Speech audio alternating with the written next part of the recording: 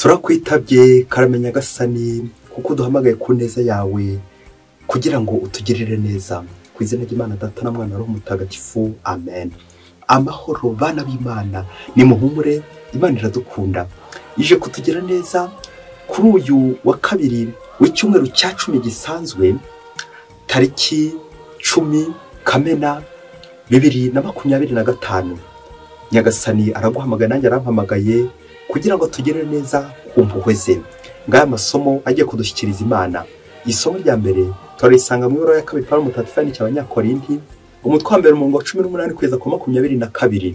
Bavandimwe, Imana irandeba, ibyo nababwiye sinari ngambiriye guhita mbihindagura. Koko rero umwana w'Imana Kristo Yezu twamamaje iwanyu, ngewe Silivani na Timote, suko ateye. Ntiyabaye icyarimwe yego na oya, yabaye yego gusa, ku buryo amasezerano yose y'Imana yabaye muri we yego, natwe tugakurizaho gukuza Imana tuvuga tuti amen. Niyo ubwayo idukomeza muri Kristo, ikadutorera kuba abayo, idushyiramo ikimenyetso cyayo, ikaduha no gutunga Roho wayo mu mitima yacu kugira ngo tubere ingwate y'ibyiza yatugeneye. Iryo ni ijambo ry'Imana. Zaburi 119. Uhoraho umurikisha uruhanga rwawe ku mugaragu wawe. Amategeko yawe nagatangaza, nicyo gituma umutima wanjye uyakomeyeho. Uhishira amagambo yawe n'urumuri, abiyoroshya akabaha ubwenge. Mbumbuye umunwa wanjye ngo nimiragure, kuko mfite inyota y'amatangazo yawe. Hindukira undebe maze ungirire ibambe, kuko biteganyije abagukunda. Intambwe zanjye uzikomeresha amategeko yawe, ntureke ubukozi bw'ibibi bunyigarurira. Umurikisha uruhanga rwawe ku mugaragu wawe, kandi unyigisha amategeko yawe. Uhoraho umurikisha uruhanga rwawe ku mugaragu wawe. Nyagasani Yesu nabane namwe. Amagambo mu Evanjili ntagatifu yanditswe na Matayo umutwe wa 5 umurongo 13 kugeza ku 16. Muri icyo gihe abigishwa bari bateraniye iruhande rwa Yesu ku musozi, arababwira ati: muri umunyu w'isi, ariko si umunyu wakayutse wawusubirishamwe icy'uburyohe. Nta kandi kamaro kawo kereka kujugunywa hanze ugakandagirwa n'abantu. Muri urumuri rw'isi, ikigo cyubatse mu mpinga y'umusozi n'ikihishira, kandi nta ucana itara ngo aryubikeho ikibo, ahubwo arishyira ku gitereko cyaryo, aho rimurikira abari mu nzu bose. Urumuri rwanyu niruboneshereze rutyo abantu, kugira ngo barebe ibyiza mukora, bakuriza gusingiza so uri mu ijuru. Iyo ni Evanjili ntagatifu. Bayoboke b'Imana, nimugire amahoro. Aha tugeze ni kuri buri munsi. Fungura buri munsi, ufungure buri munsi, ufungurire abandi buri munsi. Ijambo ry'Imana buri munsi uhazwe n'Imana, buri munsi utungwe n'Imana. Mutagatifu Tereza w'umwana Yezu niwe wavuze ati: ubutagatifu ntabwo ari gukora ibintu bidasanzwe, ntabwo ari gukora ibintu bihambaye, ahubwo ni ugukora ibintu bisanzwe ku buryo budasanzwe. Amen, amen, amen. Iyi ntero twegereza icyumweru twatangiye, icyumweru cya 10 gisanzwe, bitwibutsa nyuma y'iminsi mikuru ya Pasika ko tugomba kuba mu bihe bisanzwe, ariko tukabaho ku buryo budasanzwe, dukora neza, dukora icyiza, buri gihe tugashyira agashya mu gukora neza, tugahinduka bitewe n'ijambo ry'Imana tumaze kwakira. Ijambo ry'Imana rihora ari rimwe, ariko nubwo ari rimwe, nitwe Nyagasani bari kugenda abwira kugira ngo tubeho ku buryo budasanzwe. Ntitube nk'abantu basanzwe, ahubwo tube ku buryo budasanzwe, dukora neza buri munsi, tugira icyo twiyongeraho buri munsi, tugabanya ku ngeso, kongera ibyiza. Nawe rero iki cyumweru, ibihe bidasanzwe, uzabeho nawe ku buryo budasanzwe, ukora neza buri munsi. Amasomo yacu duteguriye afite intego igira iti: kuboneshereza abandi.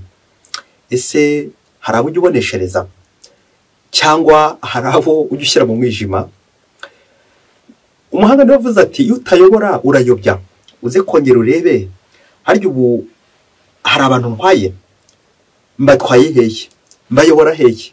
Hari abo ushobora kuyobora ikuzimu, abandi ukayobora mu ijuru. Biragusaba gufata urumuri no munsi, ucana itara ryawe kugira ngo ugire aho uboneshereza.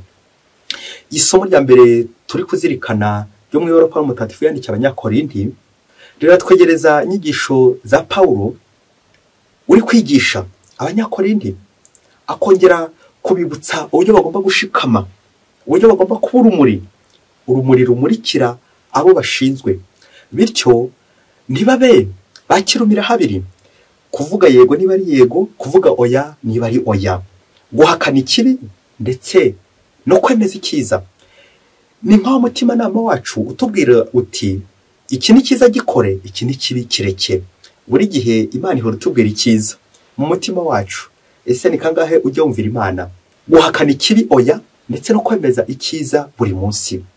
Tujya guhabwa ubupadiri, umwepiskopi waduhaye ubupadiri yaratubwiye ati buri munsi ujye uvuga uti karame Nyagasani, yego ndaje. Buri munsi wongere ubyikirize, nubwo wabisezeranye ukabyandika ukabisinyira, ariko buri munsi Nyagasani abagusanga ngo ongera uvuge yego, ongera uvuge ko kibyemeye, ndacyabyemeye. Ari n'umuntu mubana mu rugo ujye umubwira uti ndacyamwemera, ndacyakwemera, ndamwemeye, kandi ukabikora buri munsi. Nanjye nawe Nyagasani no munsi muri iri somo aradusaba kujya duhindagurika ntitumere nk'abakirumira habiri, bityo yego yacu ihora ari yego kwemera Yezu Kristo wapfuye akazuka akaba yaratsinze. Buri munsi ukabikora buri munsi. Ibikorwa byawe birabyo kwemeza Yezu Kristo, kumwemera ndetse no kumwemeza buri munsi. Ngurwo urumuri tugomba gutangaza yego yacu. Ijambo urumuri ryagaragaye nanone muri Zaburi y'uno munsi, aho Imana igomba kuduha urumuri rwayo kugira ngo tuboneshereze abandi. Uhoraho umurikisha uruhanga rwawe ku mugaragu wawe. Amen, amen, amen. Iyo umuntu amurikiwe n'Uhoraho nibwo ashobora no kumurikira abandi. Iyo umuntu atwawe n'Uhoraho nibwo ashobora no gutwara abandi.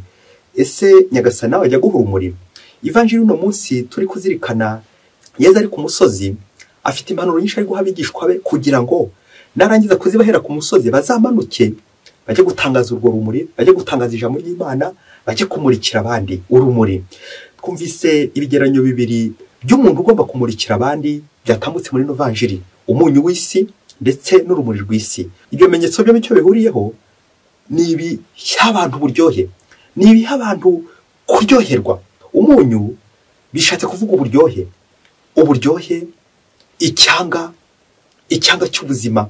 Ari umunyu uryoshya ibiryo, bityo icyo kigeranyo cy'umunyu uryoshya ibiryo, natwe Yezu akadusaba kumera nk'uwo munyu, abo tubana bakaryoherwa bakamererwa neza.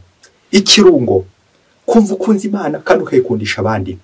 Ese wowe uri ikirungo cyo mu rugo rwawe, uri ikirungo cya sosiyete urimo, uri ikirungo cyaho utuye? Guhora dushimisha abandi, dukora ibishimisha abandi, dukora ibinyura Imana, bityo aho turi, aho bana nabo, abaturanyi, abamenyi, ubabera uburyohe. Ikigeranyo cy'urumuri kiratwerekeza kuri Yezu Kristo, urumuri rw'amahanga, Lumen Gentium, Lumière des Nations, waho ni Simeoni yahanuye. Hanyuma warangiza kumubona ukajya kumwereka abandi, cyangwa ukabwira Yezu uti noneho sezera umugaragu wawe kuko abonye urumuri rw'amahanga, abonye agakiza ka Isiraheli. Nawe iyo tugiye mu misa tubona urumuri rwa Kristo, iyo twumvise ijambo ry'Imana riduha urumuri, bityo tukagenza neza nk'abana b'urumuri. Ese wowe ibikorwa byawe bishobora kumurikira abandi kugira ngo abandi bakurizeho gusingiza Nyagasani? Ibikorwa byanyu rero niboneshereza abandi kugira ngo bakurizeho gusingiza Nyagasani. Ese uru rumuri rwaho utuye, uru rumuri mu rugo rwawe, uru rumuri rw'ubuzima bwawe, umurikira abandi cyangwa uyobya abandi? Uyobora abandi cyangwa uyobya abandi bitewe n'ibikorwa byawe byiza cyangwa bibi. Isomo ry'uno munsi rero dusaba kubaho ku buryo budasanzwe. Wongere urebe niba nta buryo ugusha, wongere urebe kandi niba nta buryo ubyutsa, byaba ari byiza cyane. Kubyutsa abandi, kumurikira abandi. Ufite urumuri, cana itara ryawe umurikira abandi. Wimurikire ariko unamurikira abandi. Akenshi muri kiliziya hano ubwo dutwara urumuri, none tugashaka kumurikira abandi, ariko ngewe mu mutima wanjye ntaragerayo, hari gutambuka bakira biranyana biracika umwijima, ngewe ntaramurika iwanjye. N'ubundi rwa rumuri ruzazima, ruzagera igihe ruzime. Tuboneshereza abandi buri munsi, ariko natwe ubwacu twiboneshereze. Umunsi umwe hirya kure cyane muri Afurika, ngo mu gihugu kimwe ngo hadutse ubusambanyi bukomeye cyane.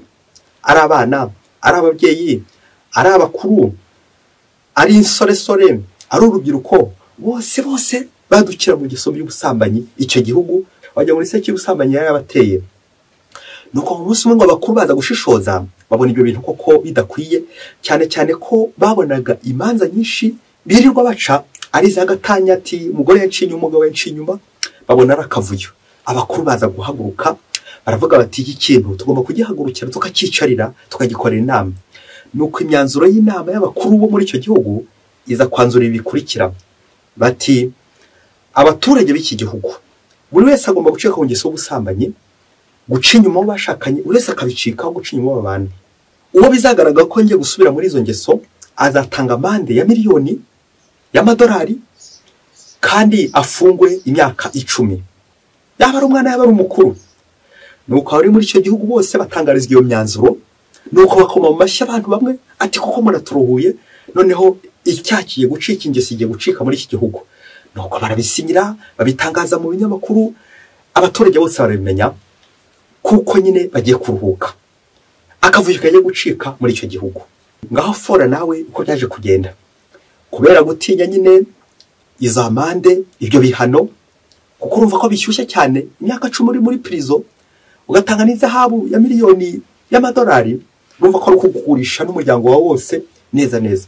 Abaturage bafata discipline ikomeye cyane, bacika ku busambanyi, ntihagira ongera gufatirwa mu busambanyi, za gatanya ziracika neza, zose ziracika. Nuko abaturage kuko barishima, beze neza, barishima ati koko ibintu byararangiye. Nuko mu gihe abayobozi nabo batangiye kwishima ko nta manza bakibona za gatanya, ko nta byaha bakibona, ati yafatiye umwana ku ngufu, yakoze ibingibi bibi, nuko barishima. Nuko mu gihe bose batangiye kwishimira ibyo bintu byose byabaye ndetse nuko bacitse kuri izo ngeso, nuko bagiye kureba basanga hari umutekinisiye umwe bari barahaye misiyo yo gushyira kamera mu nzira hose, ngo buri nzu yose bari barakoze ku buryo ijyamo kamera kugira ngo bazashobore kujya bareba koko niba baracitse kuri izo ngeso. Buri nzu yose ngo yari irimo kamera batabizi. Nuko ngo barishima bati rwose twaritwaye neza. Bagiye kureba muri kamera, abayobozi neza neza bariheba bati koko nibi koko, basanga ari abana ibyo byaha barabyadukiye ku buryo rwihishwa, ari abakuru barabyadukiye ku buryo rwihishwa, ingo nyinshi bagiye bazisenywa ku buryo rwihishwa, ntawe umenye ibyabaye, nta n'uwegeze arabukwa kubera gutinya amande ya miliyoni no gutinya igifungo. Bose ibyaha babicika kubera gutinya igifungo, ariko babikabikora rwihishwa. Nuko abayobozi b'igihugu bongera baraterana nyuma yo kubona amashusho yo kuri za kamera bari barashyize mu birongozi, ku bikuta, mu nzira, mu mazu n'ahandi henshi cyane, mu nzu z'indani n'ahandi henshi bakekaga mu ikabare, maze bariheba. Nuko baratekereza bati koko turafunga nde, turafungura nde, turaca amande nde, kuko benshi babonaga benshi barohotse kuri ibyo bintu mu buryo rwihishwa.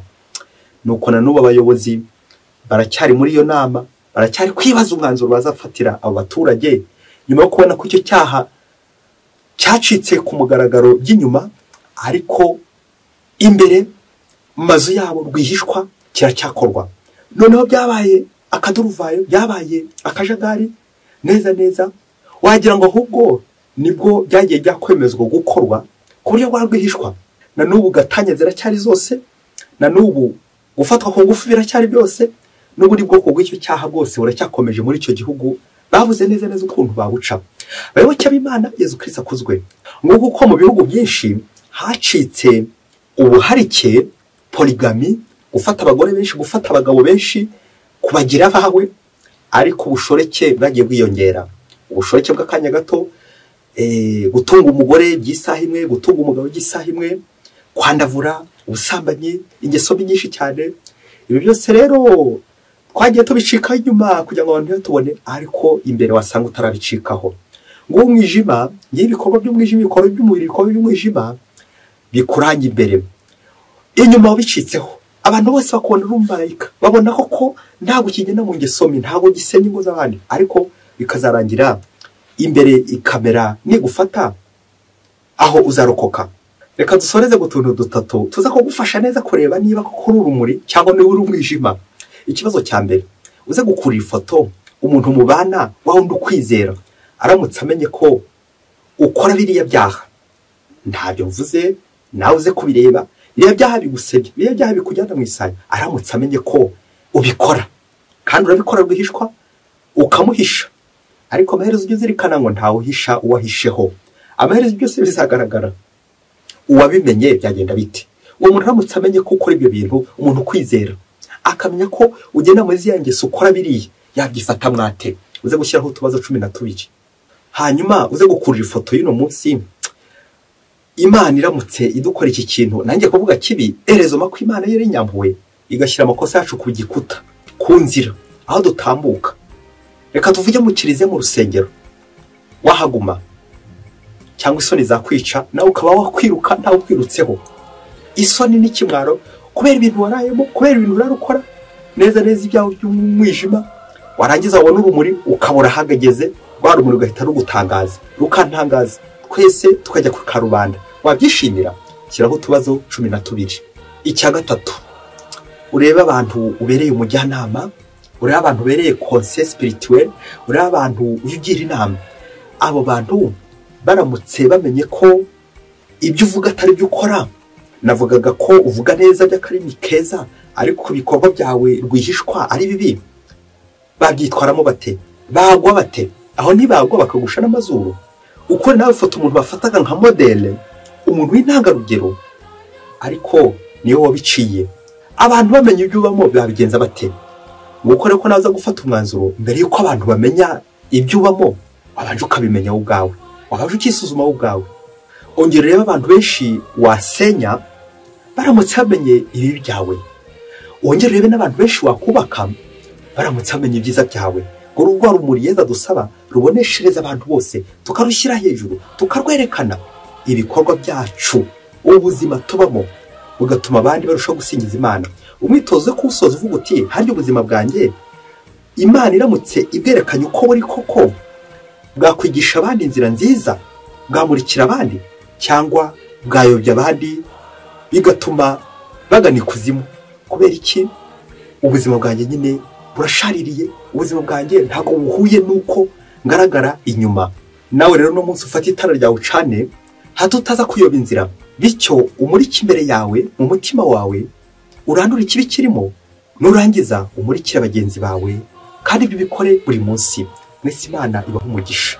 Imana Data na Mwana na Roho Mutagatifu. Amen. Padiri Musumbuko Ladislas wa Diocese ya Cyangugu.